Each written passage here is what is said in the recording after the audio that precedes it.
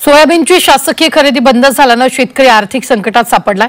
प्रति quintal soybean 3800 रुपयांना विकण्याची वेळ शेतकऱ्यावर आली आहे। मागील 5 ते 6 वर्षात सोयाबीनला निच्चांकी भाव मिळतोय, तर उत्पादनासाठी केलेला खर्चही निघत नसल्यामुळे शेतकरी आर्थिक अडचणीत सापडलाय।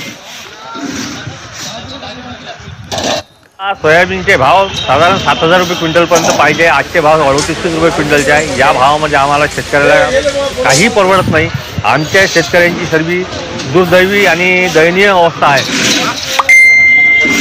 त्याच्यासाठी शासनाने आमचा विचार करावा आणि योग्य तो भाव आम्हाला देण्यात यावा। सोयाबीन आम्हाला कसंच परवडला नाही। एकरी 20000 रुपये खर्च येतो आणि 3800च्या भावाने विकले 4 ते 5 क्विंटल एकरी उत्पादन होते। हे आमच्या जवळचे पैसे जाऊन राहिले, त्याच्यामधनं आम्हाला शिल्लक काहीच नाही उरत। त्याचा खर्च वाढला, शेतीचा खर्च वाढला। त्यावेळेस 2000 रुपयानं सोयाबीन सोंगत होते मजूर, आज 3000 रुपये करणं मजूर सोयाबीन सोंगत आहे। सरकारने याकडे विशेष करून लक्ष द्यावे। फक्त मतदानाच्या वेळेस सरकार येते, आम्हाला मतदान करा, आम्ही तुमची समस्या पूर्ण करू। सरकार याकडे मुळीच शेतकऱ्याच्या हिताचे सरकार नाही आहे। नंदुरबार जिल्ह्यात यंदा तापमान 40 अंशावर पोहोचलंय। वाढत्या तापमानाचा फटका पपई पिकाला बसतोय। उष्णतेमुळे पपई खराब होण्याची शक्यता आहे, तर उष्णतेपासून पपईचा बचाव करण्यासाठी शेतकऱ्यांना अतिरिक्त काळजी घ्यावी लागते, त्यामुळे उत्पादन खर्चही वाढतोय।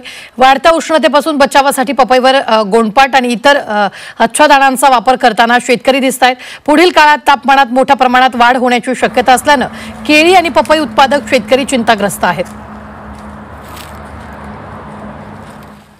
वाशिममध्ये उन्हाळी मूग पिकांवर येलो मोझॅक रोगाचा प्रादुर्भाव झालाय, त्यामुळे झाडांची पानं पिवळी पडून सुकतायत। मागच्या उत्पादनात घट होणार असल्याने शेतकरी चिंतेत पडलेत। येलो मोझॅकची झाडं नष्ट करून बुरशीजनक फवारणी करण्याचा सल्ला कृषी विभागाने दिलाय। कमी प्रमाणात असेल तर ते तशा प्रकारची झाडं उपटून त्याचा नाश करावा आणि त्यानंतर या पिकावर निंबोळी अर्काची फवारणी करावी।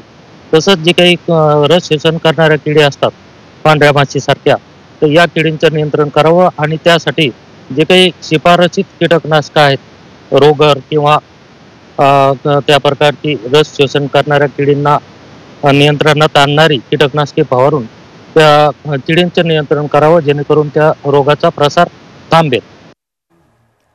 वाशिमच्या मंगळुरपीर तालुक्यातील वानोजा इथं नेटाफेम इरिगेशन इंडिया आणि राऊत वानोजा फार्मर प्रोड्युसर कंपनीच्या संयुक्त विद्यमानं संत्रा उत्पादक शेतकऱ्यांसाठी कार्यशाळा आयोजित करण्यात आली। यामध्ये इस्रायलचे शाश्वत पीक उत्पादन तज्ज्ञ झीव चॅरेट यांनी शेतकऱ्यांना मार्गदर्शन केले। कार्यशाळेपूर्वी शिवार फेरी घेऊन शेतकऱ्यांच्या संत्रा बागांचा आढावा घेण्यात आला।